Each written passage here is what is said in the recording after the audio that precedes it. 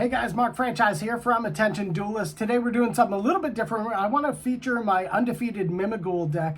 So far, I've gone lossless with this deck. I've been able to XO all the matches that I've had with it so far. So I want to go over it with you because we are pre-ROTA.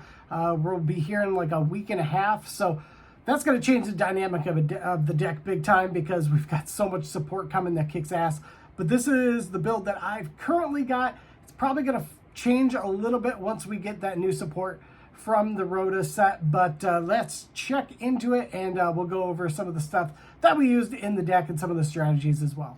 All right, if you guys have not yet subscribed, please feel free to hit that subscribe button, leave a thumbs up on the video, and ring the notification bell so you can stay looped in on all the deck builds that we're going to be having coming up here. We went to our locals last night at Fanfare in Kalamazoo. Met a bunch of really cool dudes, had a lot of fun dueling, and starting to kind of build a crowd over there, which I'm very much looking forward to because everyone was super nice and everyone had a lot of fun, which is the most important thing. So I dueled with the Mimighoul deck, and this deck has been really good for me. I know we're pre-ROTA. As I mentioned before, we're going to get a lot of awesome support. So I'm going to kind of go over this deck and what it did for me. So starting off, I had one Mimighoul Master. Obviously, he's the he's kind of the boss monster currently, but I only play one of them because you don't really want to draw into him. If anything, you want to be able to special summon into him when you're pretty much ready to go for game. Obviously, standard, got to go with the 3 Mimighoul Dragon. It gets you to your dungeon. Hopefully, if you can draw into Maker, you don't necessarily have to worry about getting that. And hopefully you can use Dragon. If you can open up with Dungeon, you go to that to get to Room. But you got a lot of different options there depending on what your opening hand is. In this build, I also played 3 Archfiend. Again, it was helpful with Maker and being able to flip those monsters, get my stuff going, and then being able to return Mimighouls to the hand with Room and then have something to put face down on my opponent's side of the field to end the turn. And then I played 1 Cerebus as well, which did come in handy when it came to getting extra bodies. I mainly, I think I used, I think it was Maker, and this came on my side of the field, but I was able to link away with it as well. So that's it for the Mimighoul monsters. Went very hand trap heavy with this build. So for this build, I went 3 Ash Blossom standard. And also for this build, because, we are susceptible to getting run on our opponent's turn when they're going first, 3 Nibiru in this set. This next option is a little niche, but I'm a fan of it, especially going first or second, because either way, you're going to be able to take advantage of it. I ran 3 Ghost Reaper and Winter Cherries. If your opponent controls more monsters than you do, with a quick effect, you can discard it, reveal a card in your extra, look at your opponent's extra deck, and banish all cards in their extra deck with the same name as the revealed card. So again, whether you're going first or second, you're going to be able to fire off Ghost Reaper, and that's why I had somewhat of an interesting build in the extra deck, and you'll kind of see that. You need your staples in the extra deck. You can't just flood them with everything that everyone else is playing. That wouldn't make sense. We need some power there too. But that's mainly it for the hand traps. And also ran a small Kashtira package with this as well, which helped out a lot. So I went 1 Fenrir and 2 Unicorn. 2 Unicorn is great, I feel, in this format because, again, being able to rip cards out of your opponent's extra deck paired with, Ghost Reaper gives you a big advantage. I think yesterday, I went XO at locals, and both duels in round 1 opened up with Unicorn. So again, the Kashtira package came right to me. Even though it's only at 2-to-1, the ratio was really good, and it worked out really well for me. Moving on to the spells, 3 Mimighoul Dungeon. Obviously, it basically is the entire deck. I ran, for this build, 2 Maker.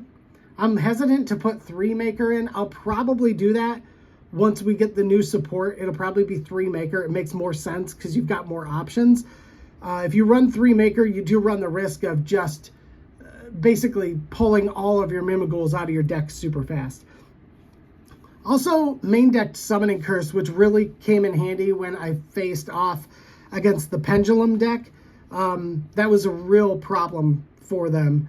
So Summoning Curse came in big, and you'll see I only got 2 started because, again, you run 3, you're increasing the chance you're going to open up with 2, and you only really need 1 of these cards to do the damage. Once your opponent is out of cards in their hand, you've got a way better chance of taking game, but I don't like running 3 unless I know I'm going first.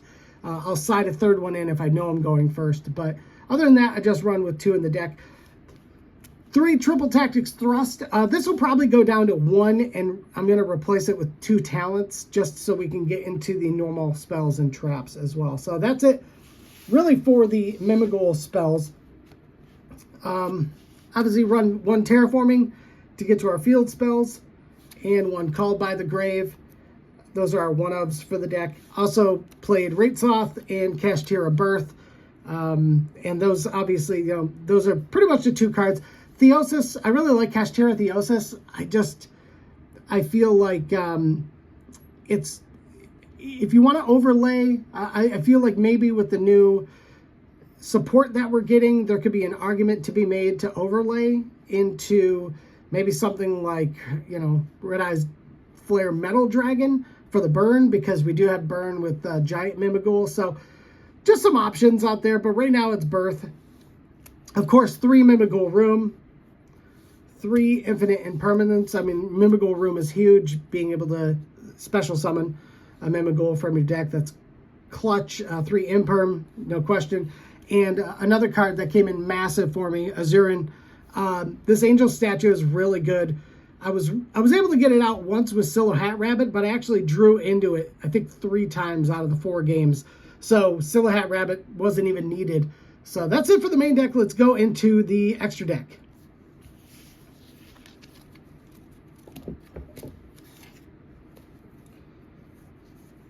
All right, starting off with the links, ran Relinquished Anima. Anima came in freaking clutch. So good with the Mimighouls, especially when my opponent started opening up the field with the Tempest Dragon. He had that out, and I was able to link off my dragon and basically suck that monster right up. So that was freaking dope. Silhouette Rabbit, another great card. Again, if you can waste 2 of your monsters to get that special summoning protection from the Angel Statue, it's a great card. I was able to use it, I think, that actually came in really handy in the second duel of the last match, because I had room down. I was able to get Angel Statue down, and that basically helped me set up for the game as well. Another link too, Moon of the Closed Heaven. Again, I wasn't sure what I was playing against going into it, and that's where Ghost Reaper kind of comes in.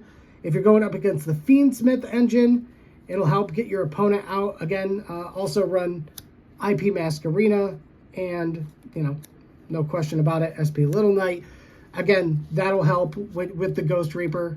It's kind of a niche, like I said, it's kind of a niche choice, but I feel with all the extra deck flooding that we get out there, it's kind of clutch that you have that protection. You're able to rip those cards out of your opponent's hands as well. Link 4, we've got Nightmare Griffin. I use Nightmare Griffin because you can basically lock your opponent out if it points to one of your Mimighoul monsters. They can't activate the effects of monsters that they're special summoned. And again, if you've got Dungeon on the field and this points at a Mimighoul, they can't normal, and they can special summon, but they can't activate their effects. So it kind of kicks them in the balls. Underworld Goddess, Closed Moon, again, with Fiendsmith so heavy. I feel confident in running that with Ghost Reaper and then Access Code Talker as well. Again, this is before we get any of the Mimighoul support, so this is going to change quite a bit, but I ran a little Xyz package in here. I did the rank 1 Robin. Robin's a great card. You can detach a card from this material and then target a special summon monster your opponent special summon and return it to the hand. So if it's in the extra deck, boom, it's going back there. 2 other rank 1s. This actually worked really well for the first match. Number 13 and number 31 as well, paired up together. I got them both out on the same time, and it basically makes it so that your opponent has to shift their monsters to defense, but you can detach and make them attack you basically on their turn. Couple of rank 7s, Shangri-Ira, just for the effect off of Raitsoth, and as I mentioned, Red Eyes Flare, Metal Dragon, and of course went Typhon and Divine Arsenal, Sky Thunder. So that was the extra deck. It's a little bit of a niche build. Again, once we get the Mimighoul extra deck, this is going to change quite a bit. But I really do like that burn effect with Red Eyes Flare, Metal Dragon. If you can do some damage to your opponent, if you're going turn 1 and they basically only have a certain amount of moves they can do before they can basically life points themselves out with Flare Metal on the field. So it's just an option. I'm gonna kind of keep it loose for now. And going to the extra deck, or the side deck rather.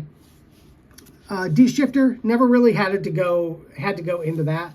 I like Fire Sorcerer. It's risky, but you know what they say, you got to risky for the bisky. Sometimes it backfires on you, sometimes it doesn't. Regardless, you can use it as discard fodder for Griffin if need be. Lightning Storm, 2 of those, obviously. Like I said, went for more of a board breaker kind of build. 3 Ghost Bell, Haunted Mansions. 3 Droll and Lockbirds. That helped quite a bit. I also sided Raigeki in here, the 3rd Summoning Curse, just in case I go first, I can side that in. And this card, which really helped when I was facing Pendulums, top decked Harpy's Feather Duster, and between Imperm and Feather Duster, I basically shut it down turn 1 and was pretty much able to OTK my opponent to end the match, the final match last night. So let me know what you guys think of the build. Obviously, it's going to change quite a bit because we're about to get a whole bunch of support, but I'd love to hear your thoughts on this. And yeah, hit them up in the comment section. Make sure you're subscribed. Very much looking forward to playing this deck and maybe seeing if we can take this bad boy to regionals and then maybe to a YCS. So appreciate your guys' support as always. Much love to everybody who's been along since the beginning and is just getting here. Thanks for hanging out. We'll talk to you next time. Till then, deuces.